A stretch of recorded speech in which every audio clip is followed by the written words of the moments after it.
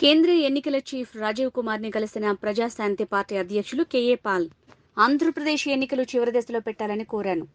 ఎన్నికల రోజే రిజల్ట్ కూడా ప్రకటించాలి. కోవిడ్ వ్యాప్తి మళ్లీ పెరుగుతోంది కాబట్టి జాగ్రత్తలు అవసరం. చూడండి, 3 ఇంపార్టెంట్ విషయాలు చీఫ్ ఎలక్షన్ కమిషన్ నోటీస్ తీసుకెళ్ళాం. నెంబర్ 1, ప్రతిసారి మన ఆంధ్రప్రదేశ్ ఎలక్షన్స్ ఫస్ట్ విడతలో చేస్తున్నారు. ఎందుకు? 40 రోజులు ఈవీఎంలు మార్చడానికి అవకాశం ఉంటుందనా? కనుక ఈసారి ఎలక్షను లాస్ట్ విడతలో 5th విడతలో అంటే మేలో చేయడానికి రిక్వెస్ట్ చేయడం జరిగింది. రెండోది, కరోనా 29 రాష్ట్రాల్లో 4 రాష్ట్రాల్లో విజృంభించుతుంది.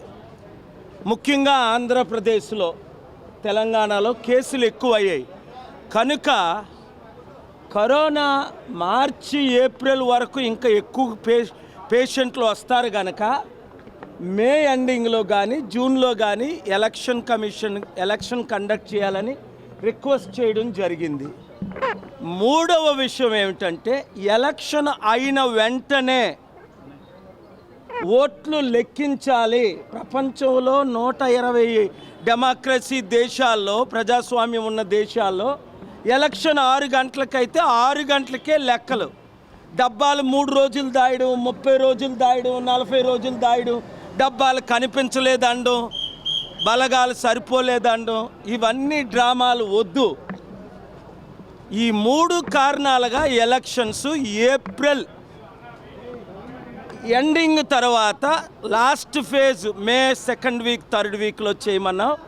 దానికి వైఎస్ఆర్సీపీని మద్దతు అడిగాం, తెలుగుదేశం పార్టీని మద్దతు అడిగాం, జనసేనని మద్దతు అడిగాం, సిపిఐ సిపిఎం అందరూ దానికి పాజిటివ్గా స్పందించారు.